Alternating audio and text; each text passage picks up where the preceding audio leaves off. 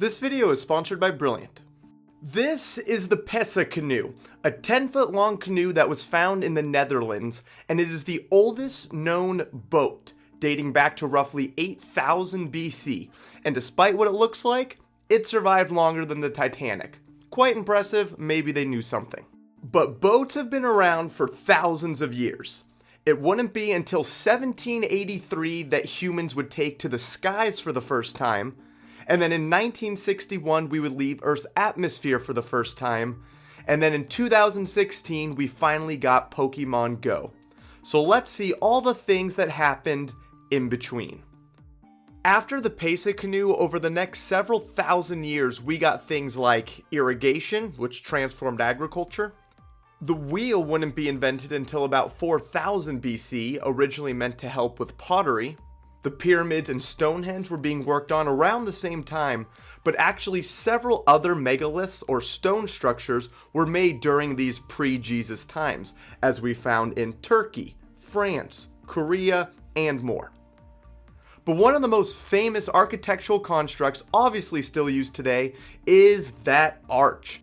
The arch dates back to almost 2000 BC, and it was used extensively by the Romans. And the most famous structure made by the Romans that originally had 240 arches on it is the Colosseum, still to this day the largest amphitheater in the world.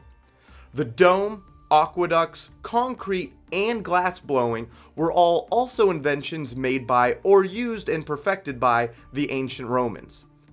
The Pantheon, still standing today in Rome, is the world's largest unreinforced dome. Most concrete structures today are reinforced, meaning they contain wire mesh or rebar to improve tensile strength, but the Pantheon does not. Thought that was pretty cool. Now, here's a question. How would you keep something cold or even frozen for months at a time if you didn't have a refrigerator or freezer? Well, because people back then weren't able to just move to Canada, they needed another solution. And those were ice houses, dating back to about 1780 BC. We have found these in several locations, including China, Iran, Greece, and Rome, and they're basically big underground chambers with thick walls that were stuffed with insulation, like straw or sawdust, to maintain a cold temperature. And basically all it could do is slow how fast ice melted. They would gather this ice during the winter and then keep it in the ice houses for as long as possible to keep drinks cold or preserve food, just like we do now. But it wouldn't be until the 1800s that practical refrigerators were invented, mostly for industrial use. And in 1913, the first home refrigerator came to market. Then you know who's stealing our jobs and just needs to go? Water wheels. Is what someone probably said in around 300 BC, because these allowed us to harness energy from the water and use it for mechanical purposes by connecting the axle of the wheel to a series of gears and shafts that would crush grain into flour, taking away the need for a lot of manual labor. And it wouldn't be for another 1,000 years roughly that the first windmill would be made in Persia, also for the purpose of grinding grain and pumping water. And speaking of water, do you ever just need some but it's too far down in the well? Well, in 234 BC, this thing was invented. This is the Archimedes screw, patent pending, one of the first hydraulic machines, and they are still used to this day in irrigation, hydropower generation, and wastewater management. Archimedes also did a lot. He created different systems of pulleys, he defined the idea of a lever and used that principle to make a weapon that would lift boats out of water, and he made a heat ray where apparently he used a series of mirrors to focus sunlight onto enemy ships, which would set them on fire. Now, moving on, the first digital computer, the ENIAC, was invented in 1945 to help calculate artillery firing tables for the US Army's Ballistic Research Lab. Basically tables that would tell you what angle to fire based on the gun you're using, distance from the target, and more.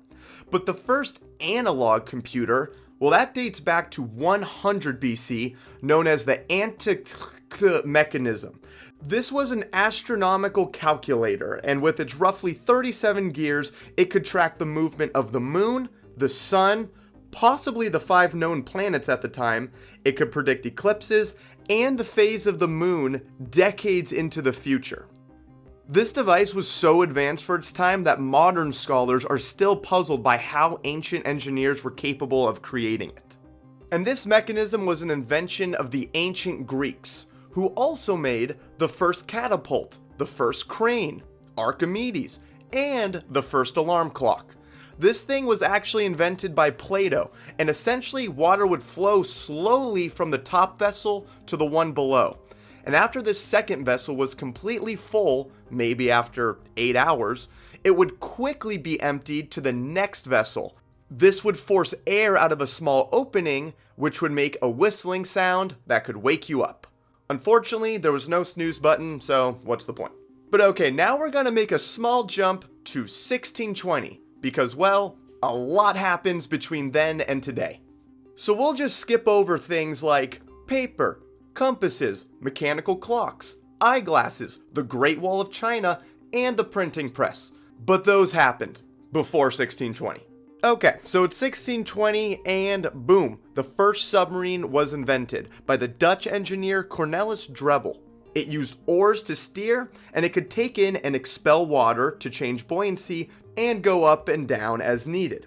Fast forward 155 years, where an American named David Bushnell designed a submarine called the Turtle to be used during the American Revolution. And on September 7th, 1776, that submarine became the first submarine to ever be used in war. But what really changed the game for transportation, among several other fields, was the steam engine. This was first built in 1698 by Thomas Savery, where he said, hey, if I heat up water, I can use that steam to move stuff. And just like that, we got the steam engine. The first application of the steam engine was to pump water out of flooded mines, but we eventually ended up putting this thing on boats, locomotives, and in textile mills and factories. This was known as the Industrial Revolution. Now, James Watt, the guy who got the power unit named after him, is the most well-known name when it comes to the steam engine. But he did not invent it. He greatly improved upon it in the 1760s, and it was after that that we got the first locomotive, the steamboat, textile machinery, and everything else associated with the Industrial Revolution, which we say did not start until James Watt made his improvements. For reference, before the steamboat, Europe to America was a 6 to 8 week journey. By 1838, you can make that journey in about 15 days by steamboat. Now, the steam engine is an external combustion engine, which basically means the thing you burn, coal in this case, is outside the engine, as it has to make the steam first, that then moves the piston. The internal combustion engine, invented around the 1860s and 70s, was different in that its fuel, or gasoline, is burned within the engine and directly contributes to the motion of the piston. The internal combustion engine was arguably just as, if not more influential than the steam engine, because it led to cars in 1886, first invented by Carl Benz, yes, as in Mercedes-Benz.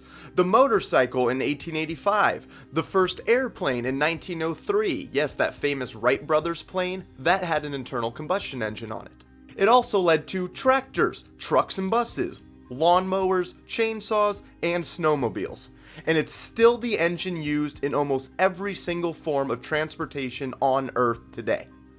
Now, if it was 1868 and you wanted to cross the United States, then maybe she isn't worth it, because that would be a 6-month trek by horse. In 1869, this was brought down to about 1 week through the creation of the Transcontinental Railroad. This 3,000-kilometer track took about 6 years to make, and 2 companies were actually in charge of constructing the majority of the railroad. The Central Pacific Railroad Company started in Sacramento and had to build east, while the Union Pacific Company started near Omaha, Nebraska, and built going west. Where they would meet was not predetermined, but it happened in Utah, and this is the picture of that happening. Oh, and notice, we had pictures at this point.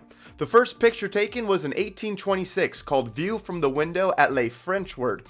It got absolutely no likes. And then the first, or really oldest surviving video is this right here, made in 1888. Enjoy. It's got a crazy twist ending. Actually, the story behind this does. First of all, Sarah Whitley, seen here, dies 10 days after this was filmed, of natural causes. But the guy behind the camera, who also invented it, this guy here, he disappeared 2 years after this was taken while traveling by train to Paris. His remains were never found, and it still remains a mystery to this day what happened to him. Now, gonna backtrack a little, because in 1837, the telegraph was invented. Before that, if you wanted to tell your friend something, but they lived in another state, you'd have to send a letter. With the telegraph, for the first time ever, you could communicate over long distances almost instantaneously. Although these were not in people's homes like phones would eventually be. They had telegraph offices you would have to go to. And these are why Morse code was invented, since all that could be sent was electric pulses. And then in 1858, we stretched one of these telegraph wires across the Atlantic Ocean, connecting Ireland and Newfoundland. Yes, 2,000 kilometers of coiled cable was loaded onto a boat that started in Newfoundland, and another 2,000 kilometers were put on another boat that started in Ireland, and those boats met in the middle of the Atlantic Ocean, where they would join the cables together. I can't even find the nearest Costco without GPS. But they did not have just one boat lay the entire cable due to things like the extra weight, risk of losing the entire cable versus half, and other stuff. And today, almost 600 cables run along the ocean floors, and these are what make the modern internet possible. Yeah, it's not satellites as many people think. Satellite internet, like Starlink, is currently about 1% of internet traffic. Then the wireless telegraph, or the first radio, wouldn't come until 1895 when it was invented by that Marconi. His first signals could only be sent half a mile. By 1901, Marconi and his assistant sent a wireless signal across the Atlantic Ocean. And in 1912, over 700 lives were saved because luckily there was a wireless telegraph made by the Marconi company on board the Titanic. And it was that wireless telegraph that sent out the distress signals to nearby ships. Then in 1878, hydroelectric power was invented when William Armstrong used running water to produce electricity, which powered a single lamp in his art gallery. Now, hydroelectric is responsible for powering 17% of the world, and it's led to other engineering marvels like the Hoover Dam. Then 1 year after the hydroelectric generator, in 1879, we got the first practical light bulb. Now, the first electric light was invented over 70 years earlier in 1802 by Humphrey Davy. So no, Thomas Edison did not invent the electric light, and neither did anyone he worked with. But Edison did work on improving the design of the light bulb, and eventually he helped design the first practical incandescent light bulb. The difference? Humphrey's invention in 1802 involved electricity jumping through the air, known as an electric arc, where it produced light that was apparently super bright, like way too bright for regular use, and it might not even last 30 minutes. Edison's bulb used a filament or thin wire that would glow when electric current passed through it, and it could last 1,200 hours. These would be the main light bulbs used until the 1990s. But Edison did something else that isn't talked about as much. He created the first electric grid. He needed a way to actually power these light bulbs in people's homes, and thus the Pearl Street Station in New York City became the world's first central power plant in 1882. Oh, and that power plant used direct current, or DC power, not alternating. But some people were saying alternating current, AC, was better and could be transmitted further, including Nikola Tesla. Engineers and investors in Europe actually developed some of the earliest AC systems, but in 1890, the arguably first commercial hydroelectric AC power plant was constructed in Colorado. Oh, also Tesla invented the induction motor, the Tesla coil, the first remote control specifically for a boat, and like 300 other things he patented. Then the first subway was the London Underground in 1863. And the first phone call ever made was in 1876 by Alexander Graham Bell to his assistant, where he famously said, "Mr. Watson, is your girlfriend single?" But now we need to move on to the next century. Okay, in 1913, if you wanted to sail from New York to California, well, enjoy your trip around South America, which would take 5 to 8 months. But in 1914, the Panama Canal was opened. This little shortcut through Panama cut over 12,000 kilometers from the journey and shortened a 5 to 8 month expedition to 2 to 3 weeks. They made this canal by blowing up a big chunk of Mother Earth. Like, they took dynamite and blew up miles of mountains, they dug through dense jungle terrain, and they had to excavate over 200 million tons of rock and dirt. Then after 8 years of work from the French, yes, this project was originally given to the French, led by the guy who made the Suez Canal, then another 10 years from the United States, who eventually took over, this 65-kilometer canal was finished. And this thing is like an elevator for boats. Pretty crazy. Now, can you guess what one of the biggest drivers of innovation during the 20th century was? War. What is it good for? CEOs. Tanks were invented during World War I. Same with unmanned aircrafts, mobile x-ray machines, and sanitary napkins. Then World War II, that led to penicillin, jet engines, the electronic computer, radar, the nuclear bomb, and most importantly, the microwave, discovered accidentally while working on radar. It happened after this guy noticed his snack had melted while working with a magnetron, which is a device that emits microwaves, which we use for radar systems. And in between those wars, in 1927, we got the television, which has an interesting David and Goliath story. It was Philo Farnsworth who made the first working electronic television in 1927, but he faced several legal battles with the Radio Corporation of America, RCA, a giant company that claimed Farnsworth's invention infringed on their patents. It would take decades for Farnsworth to receive the recognition he deserved, and he also would not let his kids watch any TV while growing up. But he made one exception, and that was watching the moment that Neil Armstrong and Buzz Aldrin walked on the moon, to which he said, "This has made it all worthwhile." He is now known as the father of television, but he only appeared once on the device he invented. This is the famous Dr. Philo T. Farnsworth, who invented electronic television.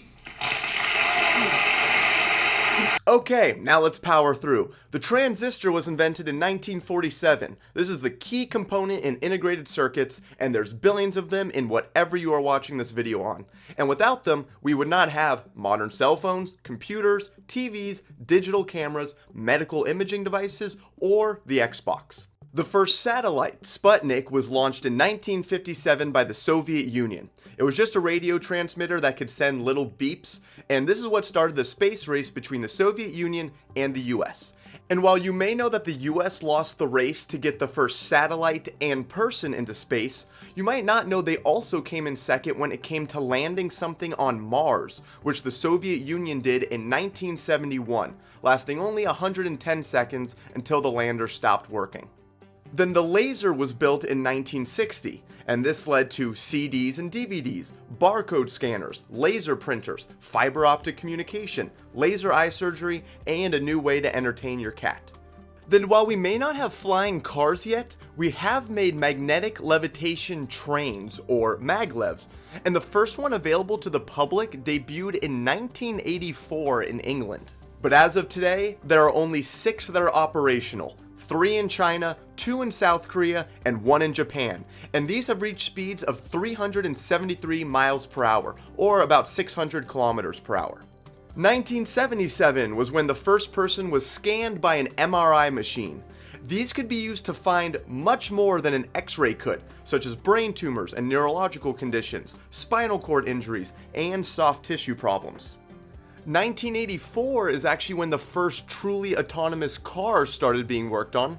CRISPR revolutionized genetic engineering when it was unveiled in 2012, and this is like a surgical tool for DNA, as it can actually edit genes and correct genetic sequences that cause disease. And also first released in 2012 was Brilliant, the sponsor of this video. Brilliant is where you learn by doing, with thousands of interactive lessons in math, engineering, data analysis, programming, and AI. With a first principles approach, this platform helps you build an understanding from the ground up. And what I enjoy most about Brilliant is their animations and interactive exercises that help you gain a foundational understanding of even the more complex topics, not through memorization, but through critical thinking skills and problem solving to help you become a better thinker. And they have a wide range of courses, so regardless of your education level, they'll have something just for you. And you can get started right now by going to brilliant.org/ZachStar or by clicking the link below, where you can try everything free for a full 30 days. You can also scan the QR code on the screen now. And with that, going to end that video there.